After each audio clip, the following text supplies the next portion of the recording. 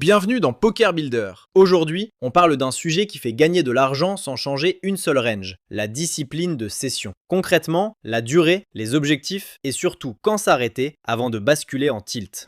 Le poker, c'est un jeu de décision, et la qualité de tes décisions dépend de ton énergie, de ton attention et de ton état mental. Si tu laisses ta session s'étirer sans cadre, tu ne joues plus vraiment, tu réagis. Et c'est là que les erreurs coûtent cher. L'objectif de cet épisode est simple, transformer ta session poker en routine structurée, comme un entraînement sportif, avec un début clair, des repères pendants et une sortie propre.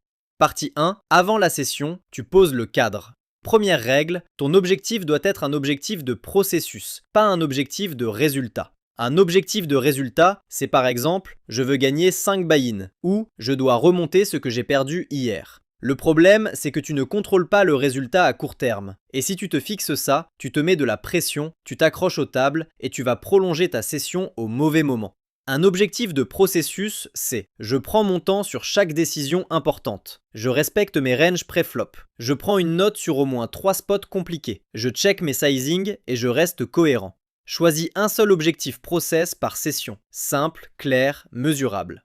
Deuxième point, tu annonces une durée prévue et tu l'écris. Tu peux dire « je joue 60 minutes » ou « je fais 2 blocs de 45 minutes avec une pause de 10 ». La durée dépend de ton niveau d'attention et de ton quotidien, mais ce qui compte, c'est d'avoir une durée maximum, pas une durée à peu près.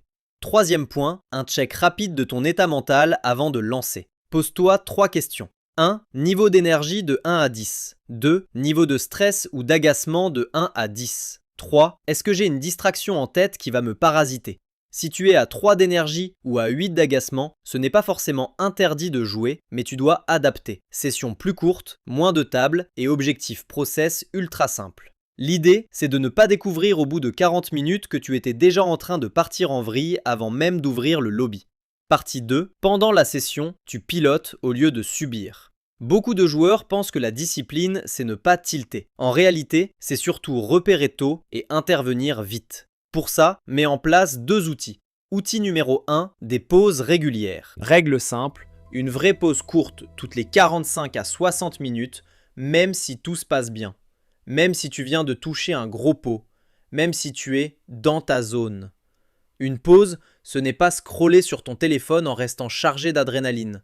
C'est te lever, boire un verre d'eau, respirer, regarder au loin, relâcher la tension.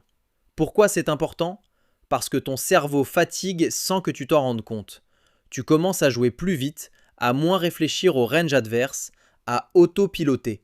Et l'autopilote en poker, c'est souvent un autopilote agressif ou passif, mais rarement optimal. Outil numéro 2, une auto-évaluation toutes les 30 minutes. Tu peux mettre une alarme discrète ou juste le faire à la demi-heure. Tu t'arrêtes 20 secondes et tu te poses ces questions. Est-ce que je respecte mon objectif process ? Est-ce que je suis concentré ou je clique par habitude ? Est-ce que je viens de faire un move pour rattraper quelque chose ? Mon corps, mâchoire serrée, épaules tendues, respiration courte ? Le corps te dit souvent la vérité avant ta tête. Petit détail qui change tout, réduis les tables quand tu sens la qualité baisser. Beaucoup de joueurs font l'inverse, ils rajoutent des tables pour se refaire plus vite. Alors que si tu as moins de bandwidth mentale, tu dois simplifier. Partie 3. Quand s'arrêter avant le tilt. La compétence la plus rentable, ce n'est pas de faire un hero call, c'est de savoir quitter une session au bon moment. Voici 4 signaux d'arrêt clairs. Tu peux les utiliser comme une checklist. Signal 1. Stop loss atteint. Le stop loss, ce n'est pas « je suis faible si j'arrête quand je perds ». C'est une barrière de sécurité. Définis-le à l'avance. Par exemple, en cash game, 2 ou 3 buy-ins maximum pour une session débutant. En tournoi, plutôt une durée ou un nombre de tournois parce que la variance est différente. Le plus important, si le stop loss est atteint, la session est finie. Pas « je rejoue 20 minutes », pas « je change de table ». Fin. Signal 2, fatigue. La fatigue, ça ressemble à tu rates des infos évidentes comme les stacks ou la position, tu oublies le plan du coup en cours, tu n'as plus envie de réfléchir, juste de cliquer. La fatigue, ce n'est pas un défaut moral, c'est un fait biologique, et le poker punit la fatigue. Signal 3, tu repères 2 erreurs consécutives. Attention, pas 2 bad beats, 2 erreurs. Exemple d'erreur, tu 3 bêtes par frustration. Tu payes sans vraiment savoir pourquoi. Tu fais un gros bluff parce que ça doit marcher. Tu changes ton plan river juste parce que tu as peur. 2 erreurs consécutives repérées, c'est un signal que ton processus de décision est en train de se dégrader. À ce moment-là, tu prends une pause longue ou tu arrêtes. Parce que la 3e erreur arrive souvent très vite et elle coûte généralement plus cher. Signal 4, durée maximale atteinte. C'est la règle la plus simple et pourtant la plus ignorée. Si tu avais dit 90 minutes, tu fais 90 minutes. Pourquoi ? Parce que ton cerveau apprend ce que tu lui enseignes. Si tu te dis « je m'arrête à 90 », mais que tu continues jusqu'à être gagnant, tu entraînes ton cerveau à associer le poker à une chasse émotionnelle. Je dois finir positif. Et ça, c'est un piège classique. Piège numéro 1, jouer jusqu'à être gagnant. C'est dangereux parce que tu prolonges surtout les sessions où tu perds, tu vas prendre des risques non nécessaires, tu donnes au hasard le pouvoir de décider quand tu t'arrêtes. Piège numéro 2, les sessions de 6 heures sans pause. Même si tu te sens bien, ta qualité moyenne baisse. Peut-être que tu joues bien au début, mais tu termines en distribuant des erreurs. Et au poker, la fin d'une session peut effacer le bon travail du début. Piège numéro 3, ignorer les signaux de fatigue. Beaucoup de joueurs confondent motivation et capacité. Tu peux être motivé, mais pas en état de bien jouer. Dans ce cas, le meilleur move, c'est de préserver ton A-game pour demain. Partie 4, après la session, 5 minutes de mini-review. La discipline, ce n'est pas seulement s'arrêter, c'est aussi sortir proprement et apprendre.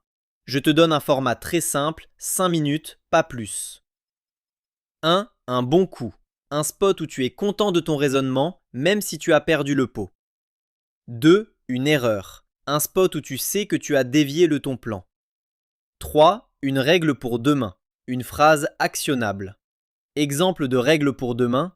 Si je me surprends à vouloir me refaire, je ferme immédiatement une table. Je prends 10 secondes de plus sur chaque décision turn et river. Je ne fais pas de hero call sans un argument clair sur les bluffs adverses. Cette mini-review transforme chaque session en brique d'apprentissage au lieu de juste jouer et espérer. Mini-exercice de la semaine.